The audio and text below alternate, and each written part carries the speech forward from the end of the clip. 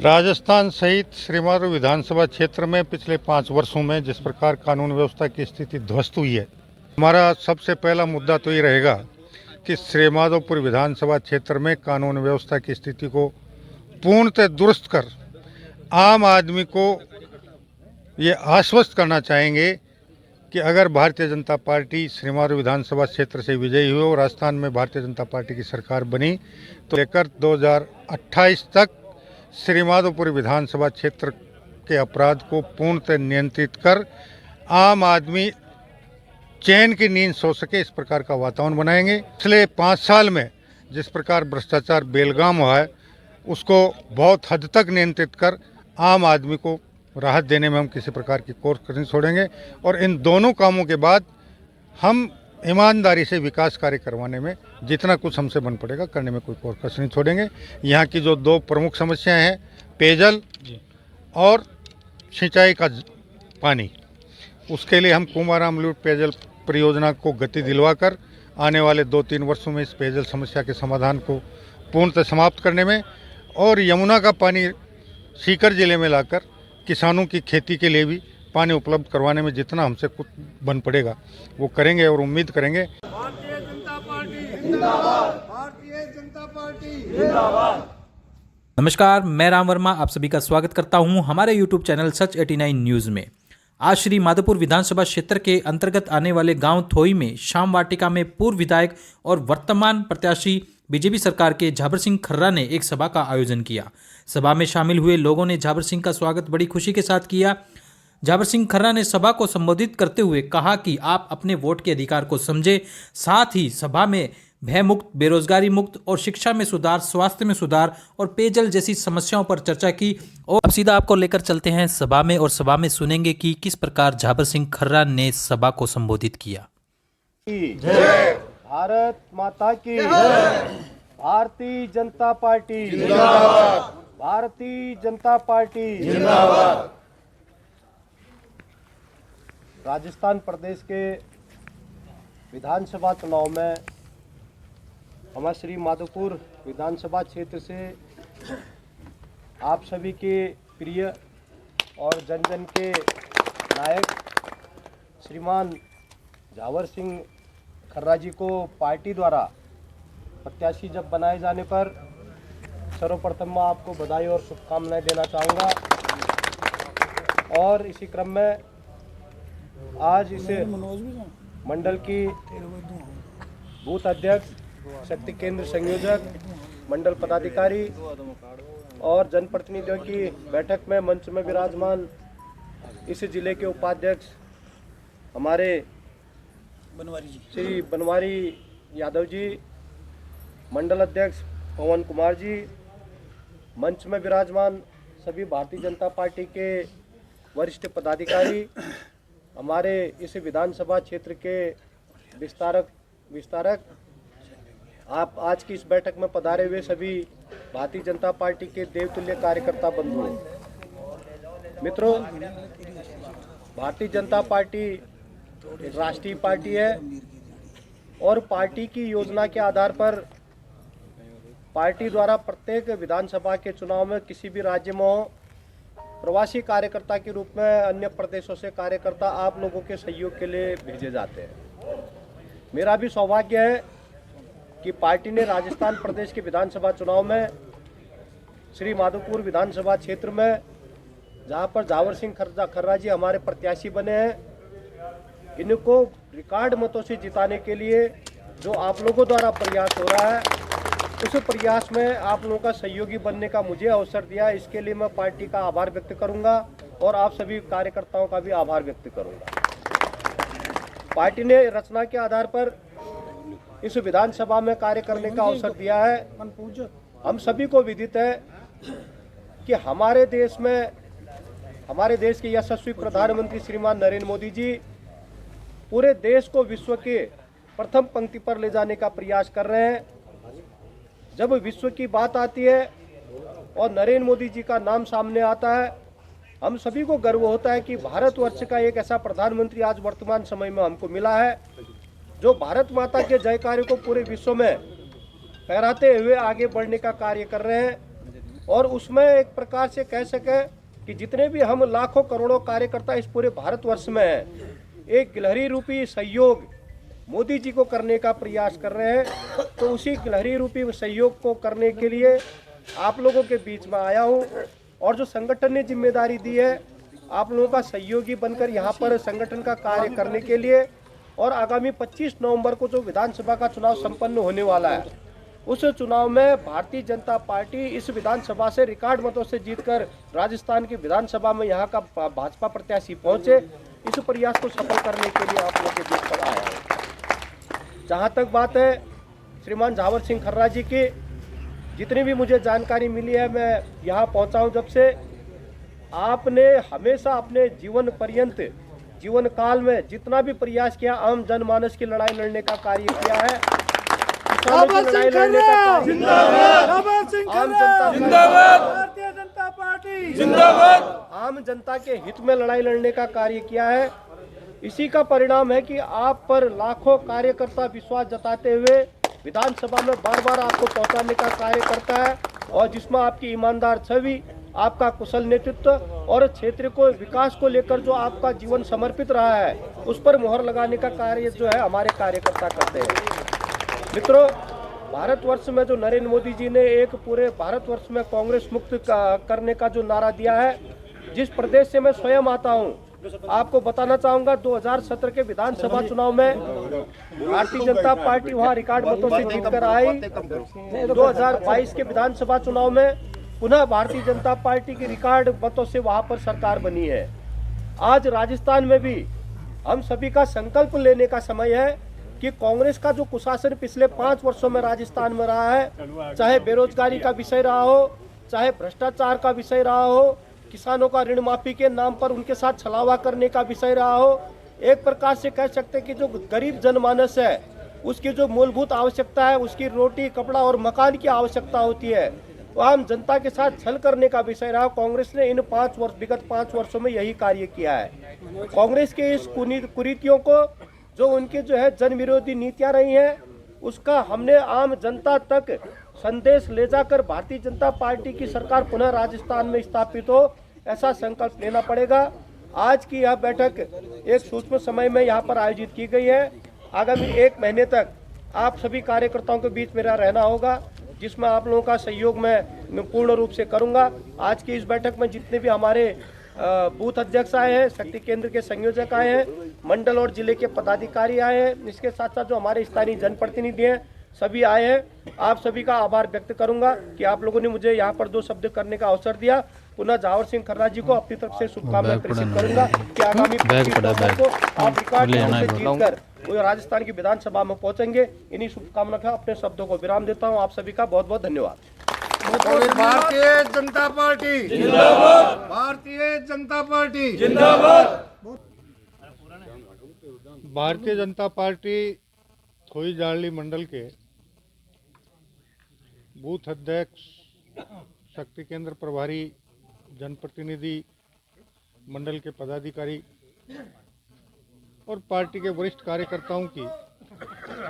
आज की इस बैठक में मत बोलो, सुन लो ला। हमारे बीच उत्तराखंड से सिंह साहब पधारे हैं। सबसे पहले मैं आप सबकी तरफ से इनका स्वागत करना चाहूँगा। मंच पर उपस्थित सभी सम्मानीय अतिथिगण, जैसा आप सभी को विदित है, 25 नवंबर 2023 को राजस्थान विधानसभा के लिए चुनाव होने हैं और 3 दिसंबर को उसका परिणाम आना है। आज से 59 महीने पहले 2018 में जब राजस्थान विधानसभा के चुनाव हुए थे, उसमें बहुत कम अंतर से राजस्थान से भारतीय जनता पार्टी की सरकार बनते बनते रही और वर्तमान सरकार का अस्तित्व में अल्पमत में होने के बावजूद बसपा और निर्दलियों के समर्थन से सत्ता में आई। उन चुनाव से पहले जयपुर के आम सभा में आज जिस पार्टी की राजस्थान में सरकार है, उसके राष्ट्रीय अध्यक्ष ने समाज के हर वर्ग से किसी न किसी प्रकार का वादा किया था। उन्होंने 1 से 10 तक की गिनती गिनते हुए ये वादा किया था कि अगर उनकी पार्टी सत्ता में आई तो सत्ता में आने के 10 दिन के अंदर अंदर उनकी पार्टी की सरकार किसानों का संपूर्ण कर्जा माफ कर देगी। और जो 50 साल से भारतीय जनसंघ और भारतीय जनता पार्टी के रूप में अपना मत हमें दे रहे थे, उनमें भी कईयों के दिल में आ गया कि मेरे परिवार पे 20 लाख का कर्जा है, मेरे 15 लाख का कर्जा है। अगर सरकार बन गई और 15-20 लाख का कर्जा माफ हो गया तो मेरा दालत कट जाएगा। और उस भ्रम में आकर बहुत से अपने लोगों ने भी मतदान किया। लेकिन पिछले 59 महीने में 19,000 से ज़्यादा किसानों की ज़मीन कुड़क हो चुकी है। सैकड़ों किसानों को इस वादा खिलाफी के कारण आत्महत्या को अपनाना पड़ा है। इसी प्रकार उन्होंने युवाओं और बेरोजगारों से ये वादा किया था कि अगर उनकी पार्टी की सरकार सत्ता में आई तो बेरोजगारों के लिए नौकरियों की लॉटरी खोल दी जाएगी। लेकिन पिछले 5 साल में या तो कोई रिक्तियां निकली नहीं, और रिक्तियां निकल गई और परीक्षा का बात आई तो या तो परीक्षा से पहले पेपर लीक हो गया या सामूहिक रूप से नकल करवा कर और उन लाखों करोड़ों युवाओं और बेरोजगारों के सपनों पर भी तुषारापात कर दिया, जिनके माता पिता कड़ी मेहनत के पैसे से या कर्जा लेकर उनको प्रतियोगी परीक्षाओं की तैयारी के लिए जयपुर या सीकर जैसे स्थानों पर भेज रहे थे। इसी प्रकार उन्होंने वादा किया था कि उनकी पार्टी सत्ता में आई तो कानून व्यवस्था को दुरुस्त करेंगे, महिलाओं को पूर्ण सुरक्षा देंगे। और आपको पता होगा कि पिछले 59 महीने में सबसे ज़्यादा अन्याय और अत्याचार मातृशक्ति के साथ हुआ है। 4 माह की बच्ची से लेकर 80 साल तक की वृद्ध महिला भी इस शासन में सुरक्षित नहीं रह पाई। जिस प्रकार का जघन्य अपराध उनके साथ हुआ है, भीलवाड़ा का कांड आपको ध्यान में होगा, जब एक बालिका के साथ सामूहिक दुष्कर्म के बाद उसको शरीर को काट कर कोयले बनाने की भट्टी में झोंक दिया गया था। और वो उस घटना के बाद लगभग 35 साल पुरानी दिल्ली में हुई उस तंदूर कांड की याद राजस्थान में ताज़ा हुई थी। इसी प्रकार अनुसूचित जाति और अनुसूचित जनजाति वर्ग के साथ भी सबसे ज़्यादा अन्याय और अत्याचार इस 59 महीने के शासनकाल में हुआ है। समाज का कोई वर्ग नहीं बचा जिसके साथ वादा खिलाफी करके अन्याय और अत्याचार नहीं हुआ। और श्रीमाधोपुर विधानसभा क्षेत्र में पिछले 59 माह में किस प्रकार के हालात रहे मैं समझता हूँ आप सबको बहुत अच्छी तरह से वाकिफ़ है। अभी राजस्व विभाग के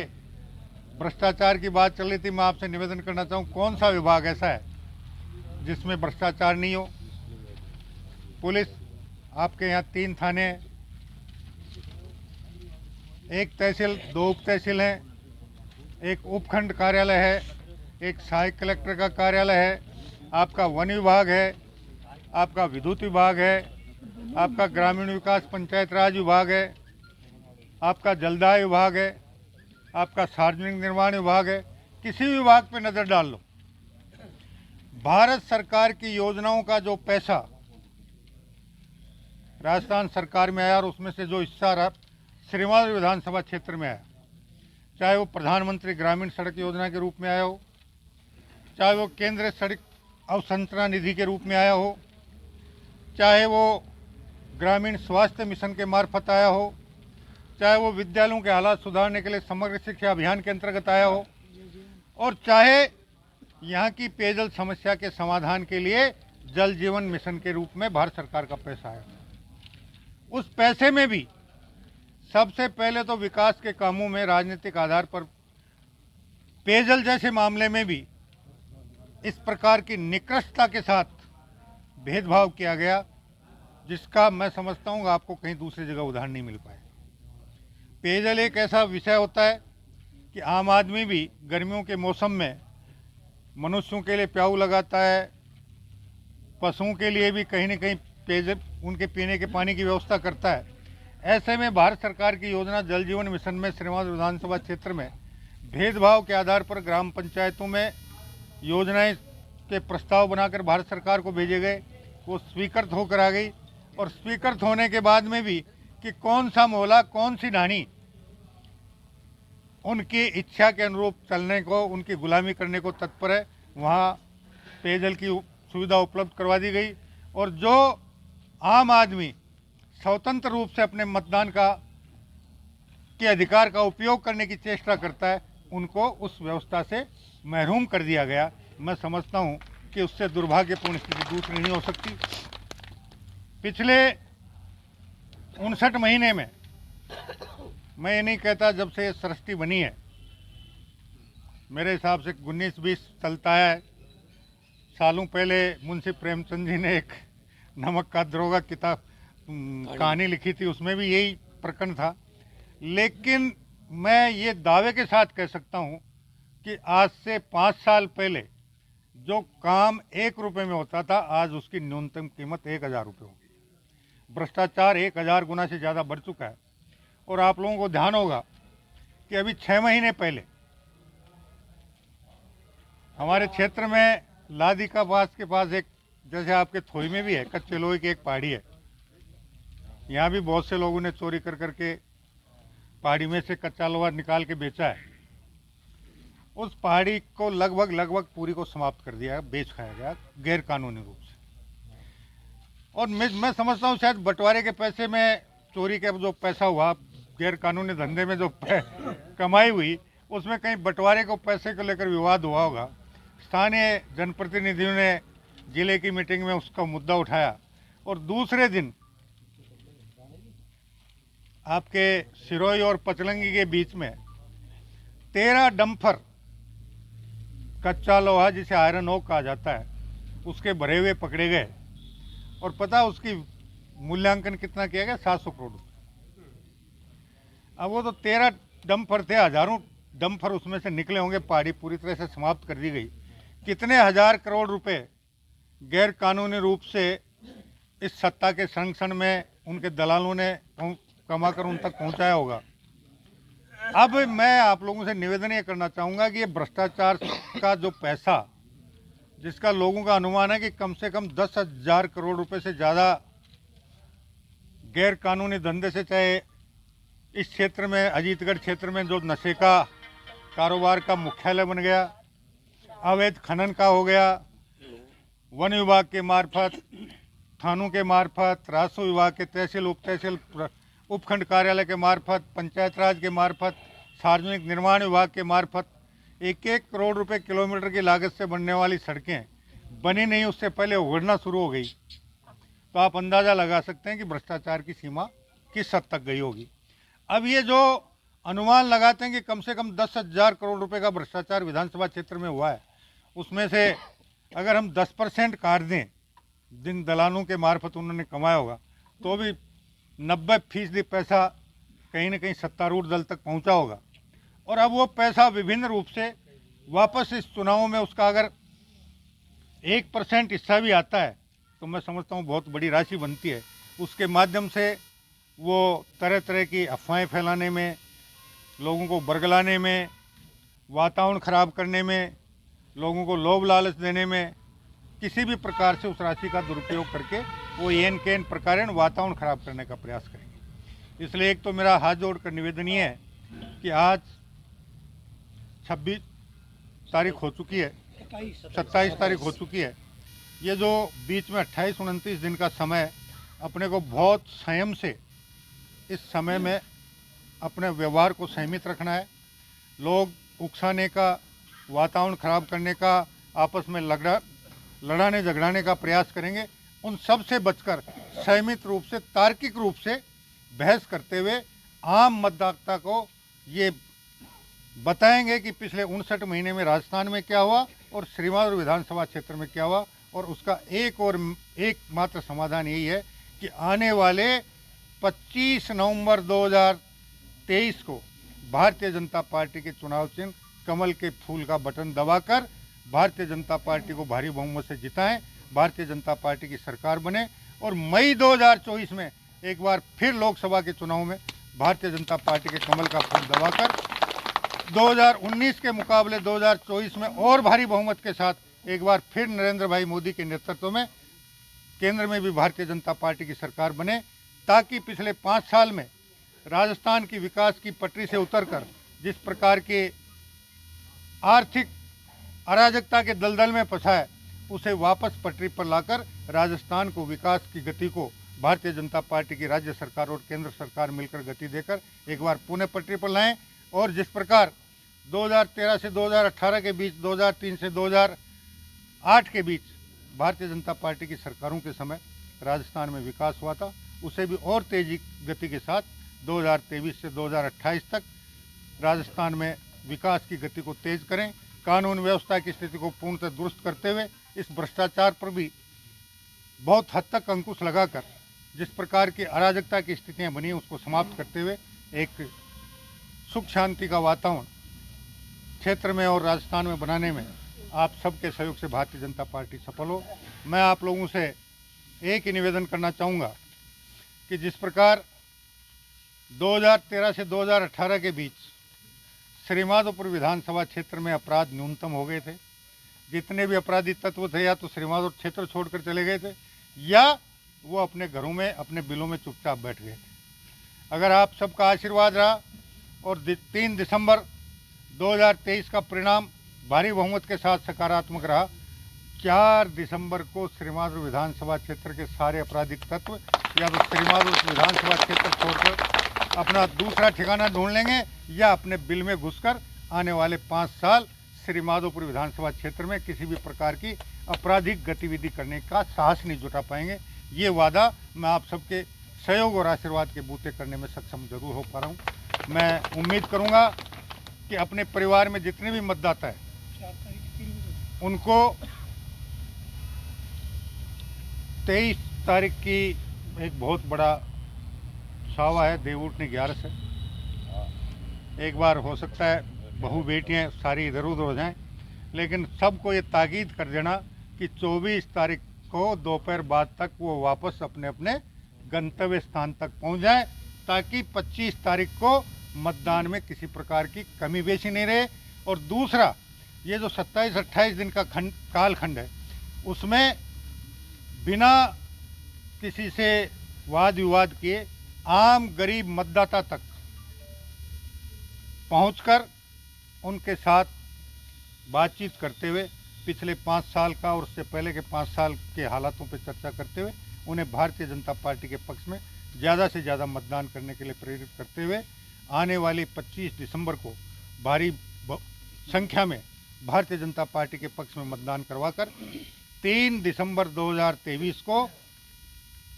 1918 में जो कमी बेशी हमसे रही थी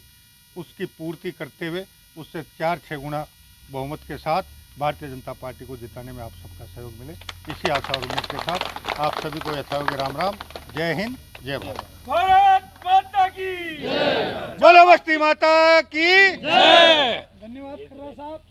मेरा उपस्थित तो सर, आप किन किन मुद्दों पर चुनाव लड़ना चाहते हैं? राजस्थान सहित श्रीमाधोपुर विधानसभा क्षेत्र में पिछले 5 वर्षों में जिस प्रकार कानून व्यवस्था की स्थिति ध्वस्त हुई है,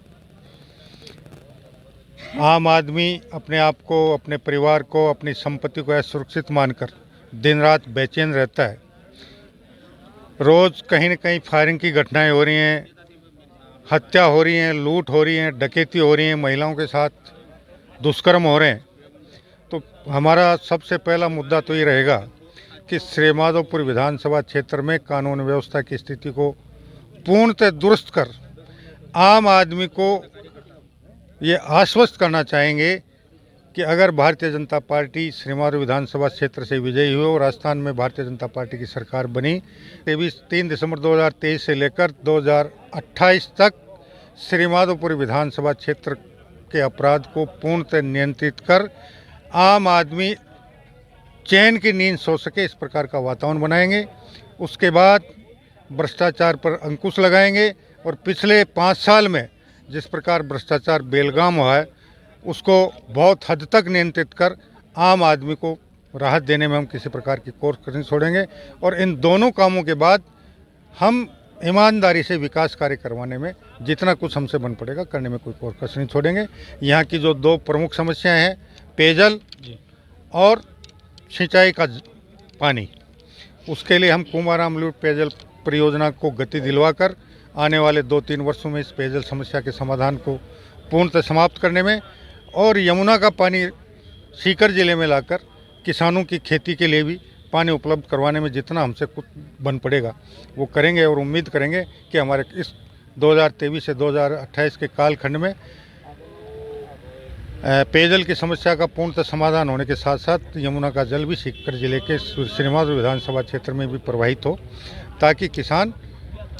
अपने खेतों में एक फसल के बजाय 2-2, 3-3 फसल लेकर आर्थिक रूप से संबल प्राप्त कर सके। जो आजकल युवा बेरोजगार होता जा रहा है, पेपर लीक जैसे मामले सामने आ रहे हैं, आप बेरोजगार युवाओं को क्या संदेश देना चाहेंगे अगर जनता आपको जीत की टोपी पहनाती है तो? देखिए, मैंने 2013 से 2018 के कालखंड में भी श्रीमाधोपुर विधानसभा में राजकीय औद्योगिक प्रशिक्षण संस्थान इसी मंशा के साथ स्वीकृत करवा कर खुलवाया था कि लोग कुशल होकर किसी न किसी क्षेत्र में रोजगार प्राप्त कर सकें। ये हमारा दुर्भाग्य है कि हम केवल और केवल मात्र सरकारी नौकरी के पीछे भगते हैं। बाकी बहुत से ऐसे क्षेत्र हैं जिसमें आज कुशल कारीगरों की बहुत कमी है, और चाहे वो किसी भी प्रकार का भवन निर्माण का काम हो, मोटरसाइकिल गाड़ी रिपेयर का काम हो, इलेक्ट्रीशियन का काम हो, प्लम्बर का काम हो, एसी रेफ्रिजरेटर ठीक करने का काम हो, जितने भी हैं मोबाइल ठीक करने का काम हो, इतने सारे क्षेत्र पड़े हैं जिनमें अगर कोई व्यक्ति अपने आप को कुशल बना सके तो वो सरकारी नौकरी से भी ज़्यादा पैसा कमाकर अपने परिवार को आर्थिक संबल प्राप्त दे सकता है। और इसीलिए हमने ये किया था और कोशिश यही करेंगे कि जो हम भारत सरकार का कौशल विकास कार्यक्रम है उसके माध्यम से ज़्यादा लोगों को हम किसी न किसी क्षेत्र में कुशल बनाकर उसे किसी अच्छे रोजगार में परिवर्तित कर सकें। और जिस प्रकार अभी स्वास्थ्य केंद्र खोले जा रहे हैं, मरीजों की संख्या बहुत ज़्यादा है लेकिन उनके ऊपर डॉक्टर बहुत कम है। देखिए, मेरा 2013 से 2018 के कालखंड में मैंने सरकार को ये सुझाव दिया था कि अब ये दो महत्वपूर्ण सेक्टर हैं, चिकित्सा, जिसको स्वास्थ्य कह दो, चिकित्सा कह दो, और शिक्षा। अब इसमें विस्तार के बजाय सुदृढ़ीकरण की बहुत सख्त आवश्यकता है। और सुदृढ़ीकरण का ये अर्थ है कि आजकल गांव-गांव, ढाणी-ढाणी तक सड़कें बन गई, यातायात के साधन भी बहुत हो गए, तो हर लगभग 30 किलोमीटर 35 किलोमीटर के दायरे में एक चिकित्सा केंद्र ऐसा हो जहां 24 घंटे चिकित्सकों की सुविधाएं आम आदमी को मिल सके। और इसी प्रकार विद्यालयों में भी हर 30 किलोमीटर पर या 35 किलोमीटर एक विद्यालय ऐसा हो जिसमें संपूर्ण संसाधन हो, सारे विषय हों और सारे विषयों के अध्यापक हों। चाहे इसके लिए हमें आसपास के विद्यार्थियों को आने जाने के लिए ट्रांसपोर्ट वाउचर के रूप में या यातायात खर्चे के रूप में कोई धनराशि देनी पड़े, क्योंकि आज हम जिस प्रकार से सेकेंडरी और सीनियर सेकेंडरी स्कूल खुली हैं और 10-10, 12-12, 15-15 बच्चों पर विद्यालय चल रहे हैं, एक सीनियर सेकेंडरी में जितना खर्चा होता है उसमें हम 1000 बच्चों को यातायात का साधन उपलब्ध करवा सकते हैं। बहुत अच्छी बात कही आपने। तो आपने सुना जाबर जी के द्वारा कि वो किन किन योजनाओं को अगर जनता इनको वोट देती है, जितवाती है, तो वो इस चीज़ को लागू करेंगे। आपराधिक मुक्त श्रीमाधोपुर विधानसभा क्षेत्र को करेंगे, स्वास्थ्य में सुधार करेंगे, शिक्षा में सुधार करेंगे। तो बने रहिए हमारे चैनल पर। मैं राम वर्मा, जय हिंद, जय भारत। मैं भारतीय जनता पार्टी की कार्यकर्ता हूं और यहाँ हमारा विधानसभा क्षेत्र श्रीमाधोपुर है, तो इसमें मैं हमारे जाबर सिंह जी खरा को टिकट मिल चुकी है और हमारी ये प्रत्याशी हैं। और मैं 32 साल से, मेरी जब से शादी हुई है तब से मैं इन्हीं के साथ हूँ और मैं वादा करती हूँ मैं इन्हीं के साथ रहूँगी, क्योंकि इनका जो सादा जीवन और उच्च विचार हैं और ये ज़मीन से जुड़े हुए हैं। हर आदमी की, हर कौम की बात सुनते हैं और मानते हैं। और जो महिलाओं का जो भी होता है कार्यक्रम देख लो या कोई भी काम होता है उसमें ज़्यादा से ज़्यादा भागीदारी निभाते हैं और जो काम हम महिलाएं इनको बोलती हैं वो करते हैं।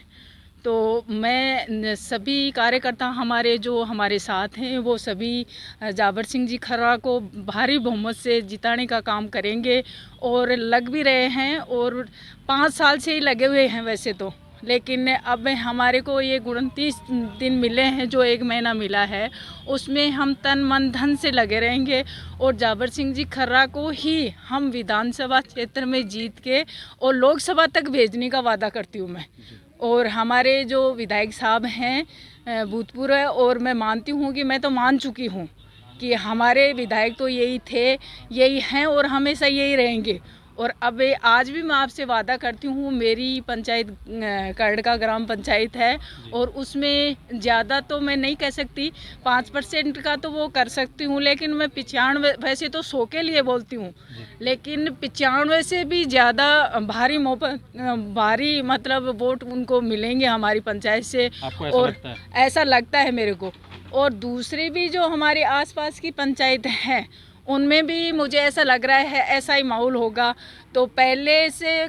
काफ़ी भारी बहुमत से हम जाबर सिंह खर्रा को जिताएंगे और हम हमेशा इनके साथ थे और हमेशा रहेंगे। और सभी मेरे साथ जो महिलाएं हैं, हमारी महिला शक्ति है, वो सभी जाबर सिंह जी का नाम ही लेती हैं, इनके अलावा किसी और का नाम नहीं ले रहे हैं। और हम हमेशा इनके साथ रहेंगे और ये हमारा हमेशा साथ निभाते हैं। और ये ज़मीन से जुड़े हुए हैं, इनको ये पता है कि ज़मीन में अनाज कैसे पैदा होता है, उसी प्रकार ये जानते हैं, हर आदमी की हर कौम की समस्या सुनते हैं। मैं पवन कुमार साई, भारतीय जनता पार्टी थोई जालडी मंडल अध्यक्ष, विधानसभा क्षेत्र श्री माधोपुर। आज विधानसभा क्षेत्र में हमारे थोई जालडी मंडल में श्री श्याम वाटिका अजीतगढ़ रोड थोई में भारतीय जनता पार्टी के संगठनात्मक बैठक के रूप में आज बूथ अध्यक्ष, शक्ति केंद्र के संयोजक, जनप्रतिनिधि, शक्ति केंद्र के प्रभारी और भारतीय जनता पार्टी के विधानसभा प्रत्याशी श्रीमान जाबर सिंह जी खर्रा आज के इस कार्यक्रम में मौजूद रहे। और सभी कार्यकर्ताओं ने, सभी वक्ताओं ने एक मंच पर एक राय से ये विश्वास व्यक्त किया कि आने वाले 25 नवंबर के विधानसभा चुनाव में भारतीय जनता पार्टी को अधिक से अधिक मतों से थोई जालडी मंडल और विशेष तौर से पूरे श्री माधोपुर विधानसभा क्षेत्र में भारी बढ़त के साथ कांग्रेस के कुशासन, भ्रष्टाचार, महिला अत्याचार, बेरोजगारों के साथ धोखा करने वाली सरकार को हटाने में हम लोग माननीय जाबर सिंह जी खर्रा के नेतृत्व में हमारा विधायक भेजकर भारतीय जनता पार्टी की सरकार बनाने में अपनी भूमिका निभाएंगे। धन्यवाद। मैं भारतीय जनता पार्टी का श्री माधोपुर सोशल मीडिया प्रभारी एवं थोई जालडी मंडल का कोषाध्यक्ष होने के नाते यहाँ फिलहाल भारतीय जनता पार्टी के प्रत्याशी श्रीमान जाबर सिंह जी खर्रा ने जो आज संगठनात्मक बैठक ली, उस बैठक के नतीजे को लेकर के हम बात करना चाहें तो यहाँ पे जो पिछले 5 साल में जो श्री माधोपुर विधानसभा में अराजकता, भय का माहौल जो बना हुआ है, उसको दूर करने में श्रीमान जाबर सिंह जी खर्रा कोई खोट कसर नहीं छोड़ेंगे। उसके माध्यम से मैं यहाँ के सभी जनमानस को भी यही कहना चाहूँगा कि हम उनको अपनी वोट के ज़्यादा से ज़्यादा वोट दे करके उनकी ताकत बढ़ाएं और हम चल रहे अराजकता, भय का माहौल, लूटपाट, गोलीकांड जो भी है पिछले 5 साल में जो हुए, उन सभी को अपन दूर करके आगे 5 साल हम सुख शांति से रहें। इसलिए हम भारतीय जनता पार्टी के प्रत्याशी श्रीमान जाबर सिंह जी खर्रा को अधिक से अधिक संख्या में वोट देकर विजयी बनाएं।